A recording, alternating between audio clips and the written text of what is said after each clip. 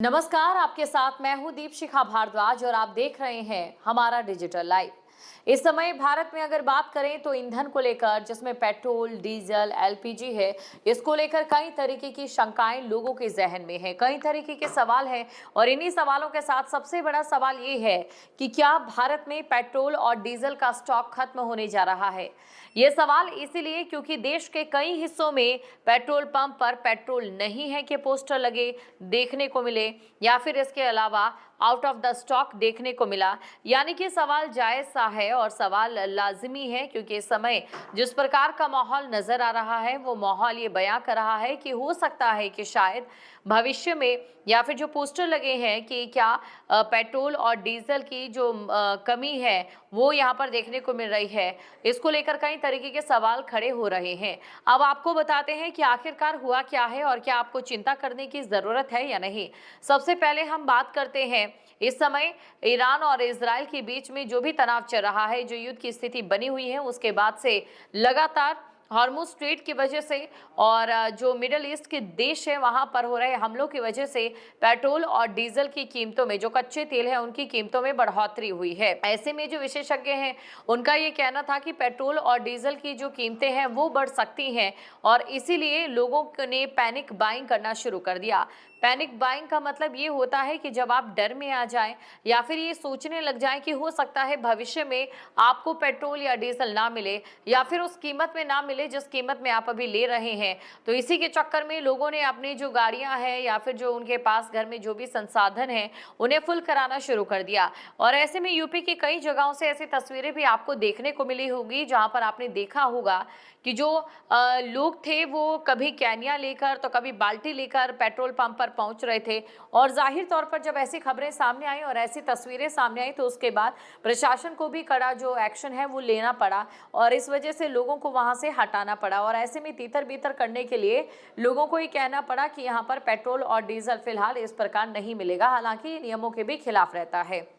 वहीं दूसरी तरफ बात अगर करें मौजूदा हालात की, तो क्या हमारे पास पेट्रोल और डीजल की कमी है, ये सबसे बड़ा सवाल यहाँ पर बनता है। तो आपको ये जानकारी दे दें कि लगभग 60 दिनों तक भारत के पास जो उपलब्ध पेट्रोल डीजल है वो पूरे तरीके से सभी के लिए पर्याप्त है। अभी फिलहाल कोई कमी नहीं है, लेकिन जाहिर तौर पर अगर युद्ध लंबा चलेगा तो पेट्रोल और डीजल की कीमतों में उछाल भी देखने को मिल सकता है और कमी भी देखने को मिल सकती है। ठीक ऐसी स्थिति एलपीजी को लेकर भी बनी। लोगों के मन में अभी भी सवाल है कि क्या एलपीजी गैस की कमी है, तो इसको लेकर भी कई तरीके की चीजें सामने आई थी। यूपी के कई लोगों ने कालाबाजारी करनी शुरू कर दी है और जो गैस सिलेंडर है उनकी कालाबाजारी कर उनका स्टॉक रखना शुरू कर दिया, जिसको लेकर कई गैस एजेंसियों पर कार्रवाई भी की गई है। और इसीलिए नियम बनाना पड़ा कि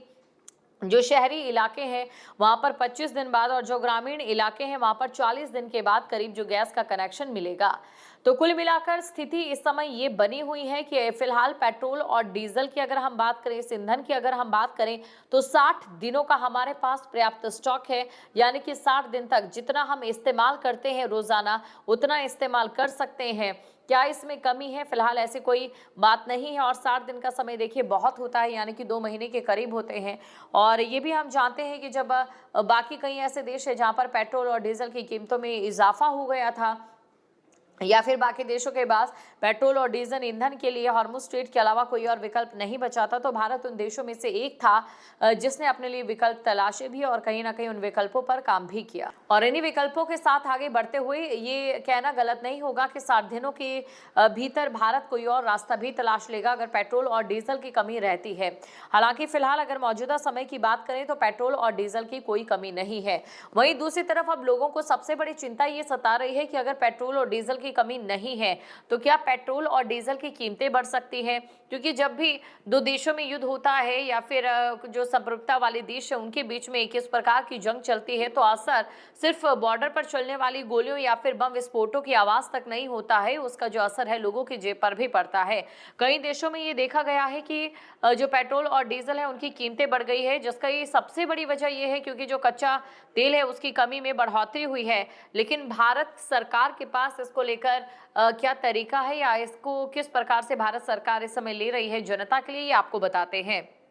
दरअसल आपको बता दें कि केंद्र सरकार ने पेट्रोल पर एक्साइज ड्यूटी यानी कि जो उत्पादक शुल्क लगता है, जो कि कच्ची कीमतों के जो कच्चे तेल की कीमतें हैं उनके बाद लगता है, उसमें 13 रुपए प्रति लीटर से घटाकर उसे 3 रुपए प्रति लीटर कर दिया है। ये पेट्रोल का है, यानी कि पेट्रोल पर एक्साइज ड्यूटी कम कर दी गई है। वहीं अगर बात डीजल की करें तो डीजल पर जो उत्पाद शुल्क है उसे 10 रुपए प्रति लीटर से घटाकर बिल्कुल शून्य कर दिया गया। ईरान और इजराइल में इस समय हालात जिस तरीके से बने हुए हैं, उन हालातों ने लोगों को सोचने के लिए मजबूर कर दिया है कि क्या पेट्रोल और डीजल में जो उनकी कीमतें हैं उनमें बढ़ोतरी होगी। लेकिन भारत ने क्योंकि एक्साइज जो ड्यूटी है उसमें कटौती की है और कमी की है, तो जाहिर तौर पर ज्यादा असर नहीं पड़ेगा। अब लोगों के मन में सवाल ये है कि अगर ये कदम उठाया गया है तो क्या पेट्रोल और डीजल की कीमत घट जाएगी, क्योंकि देखिए पेट्रोल की जो एक्साइज ड्यूटी की कीमत है वो 3 रुपए अब रहेगी और डीजल की अगर हम बात करें तो वो 0 हो जाएगी। इसमें कुल मिलाकर जो पैनिक बायर्स थे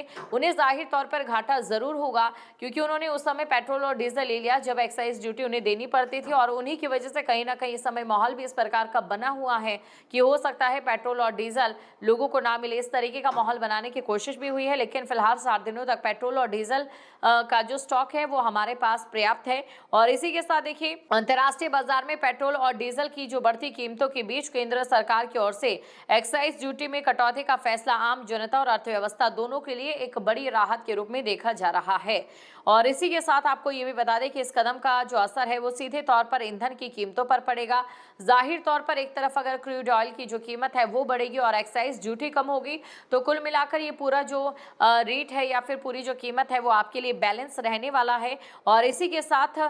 जो इस कदम का सीधा जो असर है वो आपकी जेब पर पड़ता सकारात्मक तौर पर नजर आएगा, यानी कि पेट्रोल और डीजल की बढ़ती कीमतों का कोई खास असर आपकी जेब में देखने को नहीं मिलेगा, क्योंकि सरकार ने उस लेयर को अपने तक ही सीमित रख दिया है और एक्साइज ड्यूटी में कटौती कर दी है, जिसका फायदा आम जनता को मिलेगा। अब ऐसे में सवाल यह है कि अगर भविष्य में ये युद्ध और भी लंबा चलेगा तो क्या पेट्रोल और डीजल की जो कीमतें हैं उनमें बढ़ोतरी देखने को मिलेगी? हाँ, उनमें बढ़ोतरी देखने को मिल सकती है, वो भी तब अगर जो तेल कंपनियां हैं वो अपने दाम बढ़ा दें, तो लोगों की जेब पर जो बोझ है वो और बढ़ जाएगा। लेकिन अभी फिलहाल ऐसा कुछ सामने नहीं आया है, और तेल कंपनियां पेट्रोल डीजल के दाम अगर नहीं बढ़ाती है तो जाहिर तौर पर अब जो पेट्रोल और डीजल है जो आम जनता है उसे सस्ता मिलना शुरू हो जाएगा। सूत्रों की माने तो एक्साइज ड्यूटी घटने से पेट्रोल और डीजल के दाम घटने की संभावना फिलहाल नहीं है। ये भी जो बातें हैं वो निकलकर सामने आ रही है, क्योंकि उसकी सबसे बड़ी वजह ये है ऑयल मार्केटिंग कंपनियों के नुकसान की भरपाई के लिए एक्साइज ड्यूटी घटाई गई है।